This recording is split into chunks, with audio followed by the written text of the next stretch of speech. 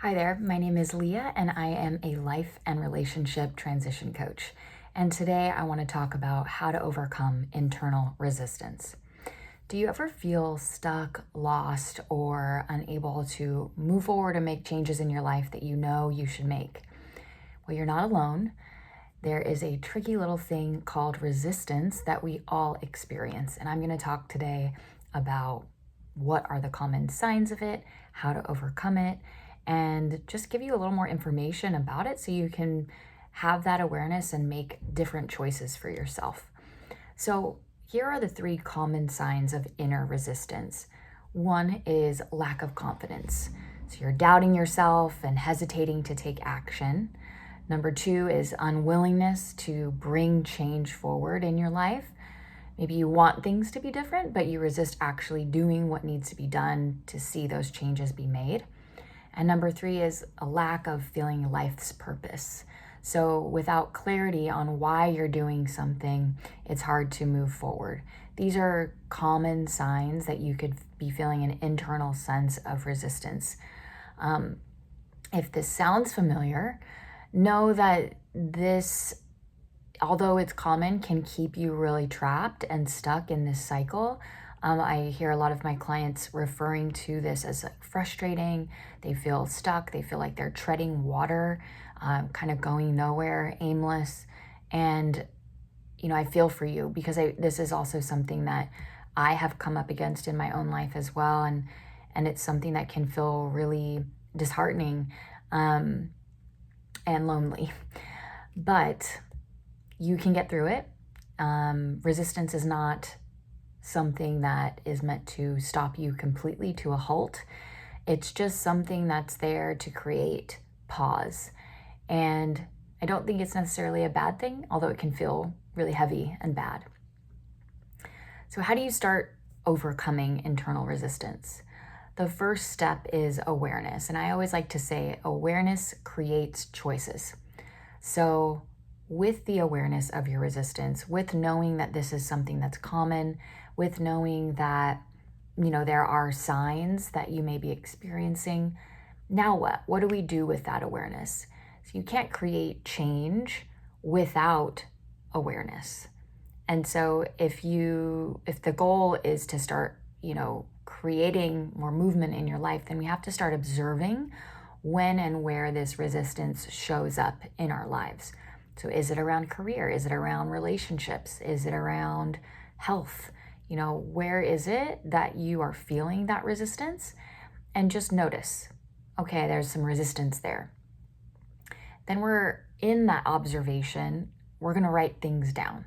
We're going to start to be intentional about our awareness. So tracking your resistance in real time. So the next time you're feeling stuck, notice what's happening. What are you doing? Write it down.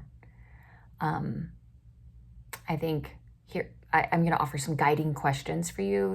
Something that I like to do with my clients is, ask better questions for them that they may not be asking themselves. So here's a few questions that you could ask yourself in these moments to help you sort of track and observe and collect information.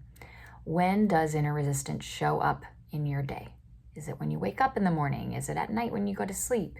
Is it when you're starting a new project at work and you need to speak up about something? Is it when you need to draw a better boundary with your significant other? Is it getting out there and getting online, dating? When does inner resistance show up for you? Number two question, where do you feel it in your body? So this is taking your experience and really making it felt. I think a lot of times resistance can exist because we're overanalyzing things up here too much. So practice that I like to always implement is making it more felt. What are the feelings? Is it a tightness in your chest? Is it heavy shoulders? Does your stomach hurt? The next question, what emotions come up? So this is a practice of naming the emotion. And when we name an emotion, it can give us a little bit of a distance from it so we can see it a little bit more clearly. So is it fear? Is it frustration? Is it sadness? What is the name of the emotion that's coming up for you? And finally, what thoughts are running through your mind? Is it negative self-talk? Are Are you making excuses? Are there doubts? Maybe some imposter syndrome? What are just the thoughts? Write those down. There's no judgment here. Remember, this is just about observation. And then the next step and final step is releasing the resistance. So now that we've named it, we've looked at it, we've kind of seen it from a few different angles, we've felt it, we've hopefully processed it a little more clearly. Now it's time to release this resistance.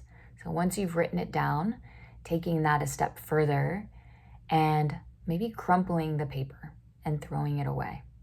Or maybe burning the paper. Some people like to burn it. Or maybe just crossing it out.